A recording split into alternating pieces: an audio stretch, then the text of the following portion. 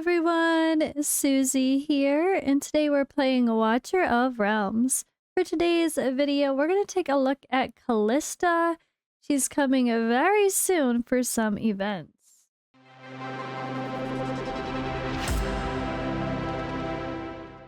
Alrighty, and we know that CALISTA is coming to this Frostfall shop here starting the 12th.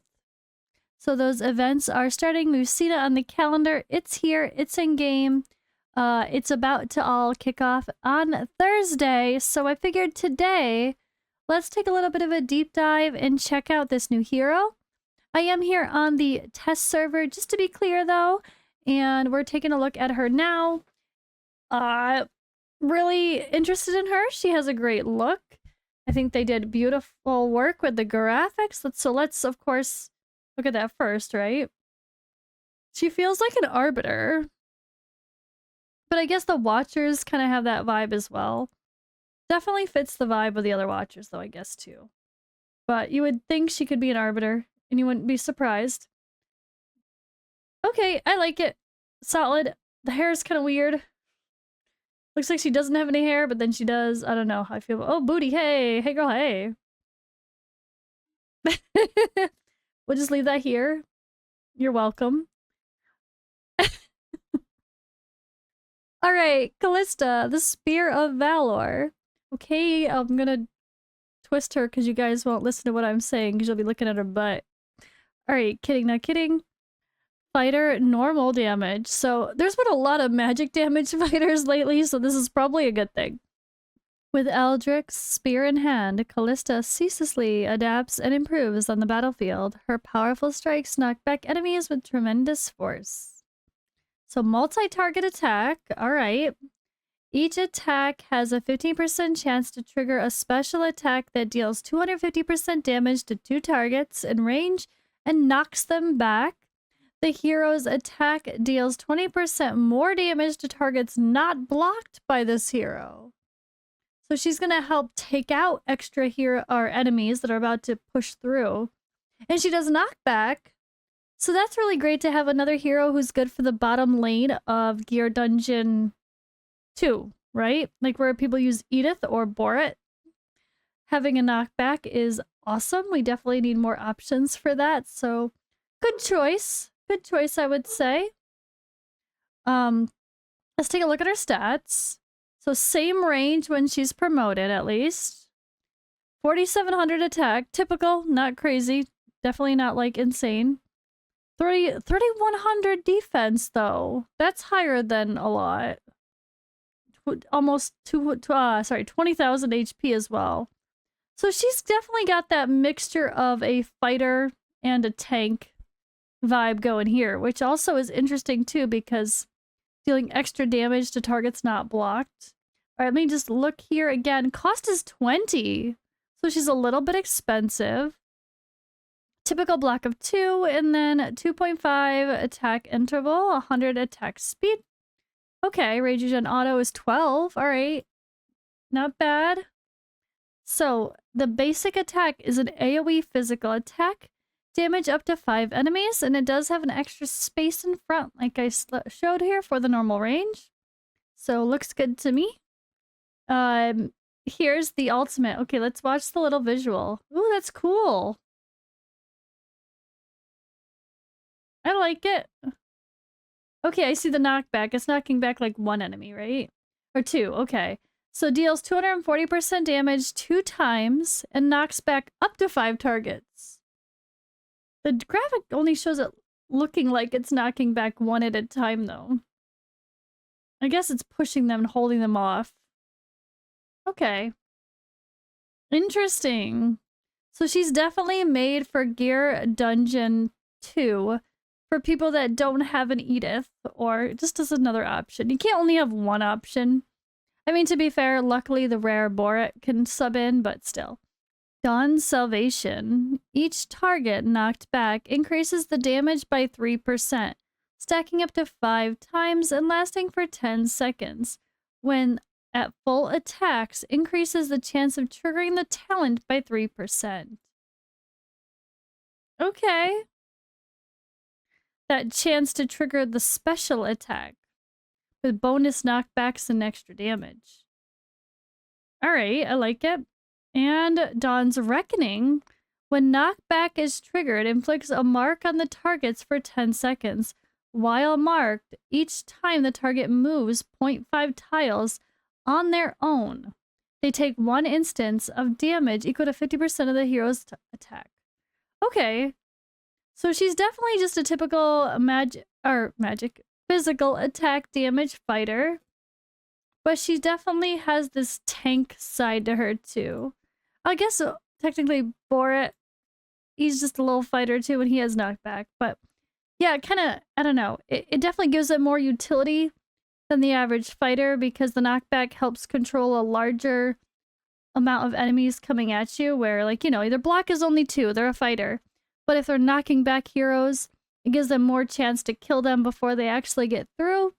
So this is the kind of hero that can probably handle being in a lane on their own sometimes without a tank behind them or in front of them, actually in this case. Anyway, I really like this. This is really good. You know what, for AMR, ooh, the new stages of AMR get a little crazy. So there's definitely some spots. Maybe you pair Edith and her together and they just push back the enemies a bit. And she'll do extra damage here because she does extra 20% to targets not blocked. So this is a really interesting kit. I'm curious about her. She sounds fun and we know we're going to get her exclusive artifact. So yeah, I think it's a win. Let's check out her exclusive artifact after we're done with the Awakenings. Why not, right? All right, so the Awaken 1, which is behind my head here, you can see there, increases the ultimate damage by 50% and enhances the knockback strength. Oh, enhances the knockback strength. So maybe if you don't have her Awaken 1, she's not good enough for Gear Dungeon 1? 2. Gear Dungeon 2. So maybe this is one of those situations where she really she's not a replacement for Edith unless she's Awaken 1. Because Edith actually knocks back the target far enough to where when they do that, like, they explode, I guess. It doesn't kill all your people around you, including her. Yeah, this might be, she's as good or better than Edith for the role if she's Awaken 1. So we're gonna have to see her in action. Attack plus 300 for her Awaken 2. Her Awaken 3 talent trigger knockback has enhanced strength and affects 1 more target. All knockback effects inflict stun, which is a 0.5 second stun. Alright, I like that. Crowd control can be really helpful. And then Awaken 4 is penetration plus 8%. And Awaken 5, when an enemy dies in range, the next basic attack is guaranteed to trigger talent up to 2 times every 10 seconds. Okay, so her Awakenings, is she going to be worth putting in our extra special unpolished soul stones? I don't know. I feel like it depends because there is if you only need her for this role of knockback, which at the moment it feels like that most important role is still Gear Dungeon 2. Please do comment below where else do you find knockback super useful? Is there something I'm not thinking of? Maybe some campaign type stages, of course, that's always good, or Void Rift, but I don't know. But there's other heroes that can do this role, including a rare, Borat. So if the only place you really need improvement on is Gear Dungeon 2, and you're like, oh, she'll be my knockback hero, I'm gonna put all my resources into her. You don't need to, because Borat can do the job, right? So I feel like this sounds like she really needs her Awaken 1 for the knockback to feel like it's doing something. But is it worth putting in an extra special soul stone that should probably go into Lust or Sung Wukong or finishing off that Silas or Hex even? I don't think so, but that's just judging face value. I guess we'll see once we actually start playing her and getting her into the action. Alright, so let's see if I can get her exclusive artifact on the test server shown. Alright, so here's the base level Helm of Yalnor. AoE damage plus 20%. The number of knockback targets from the talent increases by 2. Okay, so she's gonna be the knockback queen, is what we're getting from here. I like that. It's gonna make her really valuable. I don't think she's gonna need her... Oh, no. I still think she's gonna need the Awakened One to be as good as Edith, pushing them back far enough to not explode and kill your people for Gear Dungeon 2, but that's obviously gonna need a test. So, and feel free to comment below if you've seen someone test this already and I haven't, and you know for sure it's okay or not with Awakened One. Feel free to comment below. If you have, I have not had a chance to test this yet, so this is just a first look video. We will have to see. I might have to test that though. That's interesting. If I don't see anybody else do it, I'm gonna have to do it myself. Alright, so this is Awakened One again. Or Awakened One. This is level 1 artifact. There's no extra stats here. So AoE damage plus 20% increases the talent or targets by 2. Let's see what happens when it's maxed out. Alright, the maxed out version is AoE damage plus 30%. The number of knockback targets from the talent increases by 2. So the 2 does not change, but it goes up to 30%. So I like it. It's interesting, and I guess we just have to analyze all the places that knockback could truly be useful versus Gear Dungeon 2, because you wouldn't go crazy maxing out this artifact using your special stones that should be saved for like Hex's exclusive artifact. Or maybe someone else really great like a Silas, I don't know. So you're just gonna have to hope you get lucky and pull duplicates of this one if you want the damage out of it, right? Alright, and now it's time to wrap up with the lore. The Spear of Valor. Give her time, there is strength within her not yet realized. Valkyra. In the Yalnor kingdom of Taya, there was once a young squire named CALISTA, who was devoted to her knightly master, Sir Aldrich. CALISTA had always admired the nobility and strength of the knights, dreaming one day she would become one herself. Her skills as an apprentice were sound, and her dedication to her master truly set her apart among other squires. At the height of CALISTA's apprenticeship, the Yalnor were in open war with the Mosun Empire, a kingdom known for its ruthless and unyielding might. The Yalnor viewed the Monsunians as adversary to free will, convinced their authority over the realm was too strong. Though Aldrich saw little to be gained from this war, he was honor-bound to meet them in battle.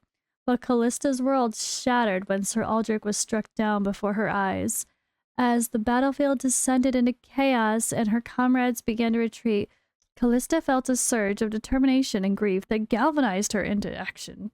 She picked up Sir Aldrich's ornate spear, its weight and balance unfamiliar, but somehow comforting in her grasp. With a fierce cry, she stood her ground, fending off the advancing soldiers with a ferocity that belied her small stature. Despite her valiant efforts, CALISTA was soon surrounded. Her opponents closed in, and she prepared herself for end, her heart resolute and defiant. It was then that the majestic Valkyra witnessed her bravery from miles above the battlefield. The winged warrior, known for her discerning eye and formidable prowess, was moved by the sheer courage and skill displayed by CALISTA. Intrigued and impressed, she descended upon the field, landing gracefully before the surrounded squire. A hush fell over the field. All notions of combat ceased entirely as a warrior and attendants looked in awe. Extending a hand, Valkyra whisked CALISTA away from the conflict, resolving to protect the rare spirit within her. From high above, CALISTA watched in awe as the two sides lay down their arms, no doubt due to the Valkyrie's intervention. Over the weeks and months that followed, Valkyra introduced CALISTA to the ways of the supreme arbiters, the pair slowly forging a bond of trust. Though Callista was initially unyielding in her desire for revenge in the Monsunians, Valkyria reaffirmed in her the importance of defending life rather than taking it, coaxing her to view all mortals as worthy equals. Callista's transformation from a young squire to a formidable ally of the Arbiters was not without challenges. After helping to bury Callista's mentor, Valkyria personally trained her newest recruit in the more meticulous aspects of warfare. Her stout heart, combined with her newfound combat abilities, eventually earned her a high rank among the Arbiters, and to this day she wields a magnificent spear gifted to her by Valkyria herself, symbolizing her journey and growth. Now a distinguished warrior, Callista has embraced this new chapter in her life. The dull attire she once donned as a squire has been replaced with her former mentor's reforged armor, shimmering majestically in silver and gold. So she's supposed to be an arbiter too, but she's not. And now Valkyria has totally different skin, and she's using her old armor.